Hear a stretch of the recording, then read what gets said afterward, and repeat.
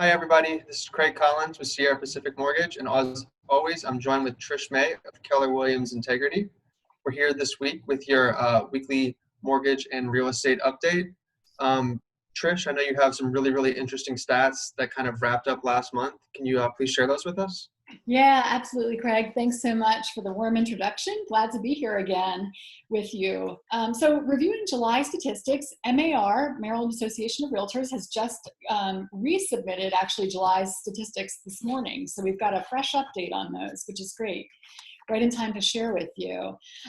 So compared to July of 2019, our July here in 2020, we have seen an 8.1% increase, both in the units sold, so number of homes sold, and an 8.1% increase in the sales price of homes over last year. That's actually terrific news. So the real estate market is moving strongly. In terms of what hasn't sold yet, but what's still happening on our market actively and under contract, we have a 3% increase over last July in units that are under contract currently, waiting to sell. And we have, well, guess what? You won't be surprised to hear this one, Craig. Just like some of our previous months that we've reviewed here on the American Dream video series, in July, we had 45% inventory compared to July of 2019. So I do mean less than half by 5% of last year's amount of inventory in units.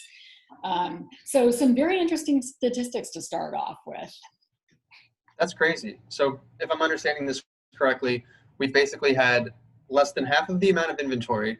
Our spring and summer months have been kind of combined. So there's much more buyers out there competing for the homes, and houses are selling for higher purchase prices than they were last year at this same time.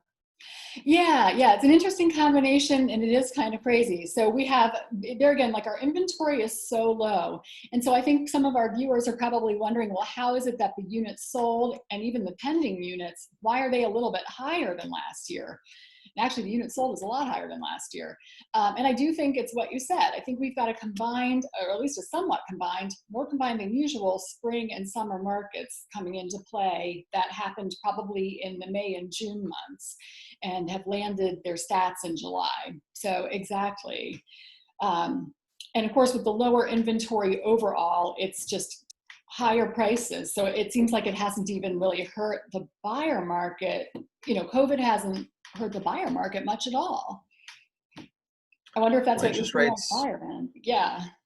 I would say interest rates are I keep saying it, historically low. So that's helped all of our buyers with their purchasing powers, and that's probably contributed to driving up the home values and purchase prices that you were speaking of. For all of our potential buyers out there, this is just indicating that there's just such a super strong seller's market. So from a financing standpoint, it is essential to be prepared and always put your best foot forward.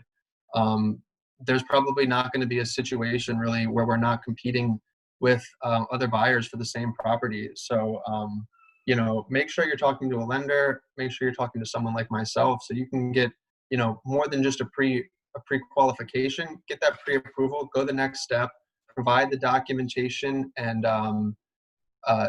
really back up what's on that application so that myself or the lender that you're working with can give you that higher level of approval, especially in a seller's market. Sometimes what's more valuable to a seller and their agent is knowing that that loan and that deal is going to get to the closing table, especially if they have another sale or they're purchasing their step-up home kind of pending the sale of their home they're in now. The worst thing that can happen is for a seller to accept a contract, the financing to fall out, and the deal to fall apart.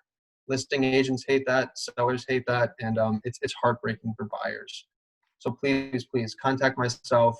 I'd be more than happy to go that extra mile and get you pre-approved so that we can, establish confidence, put our best foot forward, and help all of our buyers really, win the deal and get that house that they're after. Is there anything you kind of wanted to add to that, Trish? I do want to underscore how you've said it, Craig, is that the listing seller side confidence in the buyer's ability to complete the transaction with the terms that they've agreed upon. That's so important. And one of the best ways they can do that is coming into that transaction, coming into the offer stage totally prepared, so they can save themselves from the heartache of not having the offer accepted or from having it drop through in the middle, like you say, so that, having all your information ready, going to a lender like yourself who's going to help get them totally prepared, not half prepared, and say, let's do it, we'll do the rest after you're under contract. It's just not going to be competitive in this environment at all. And really, it's never good practice, no matter what environment it's in. Total preparation with a trusted lender is so important.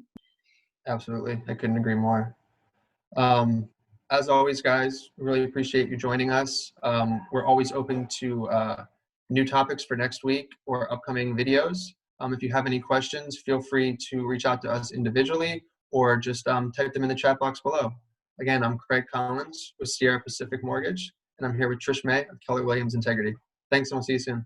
Thanks so much.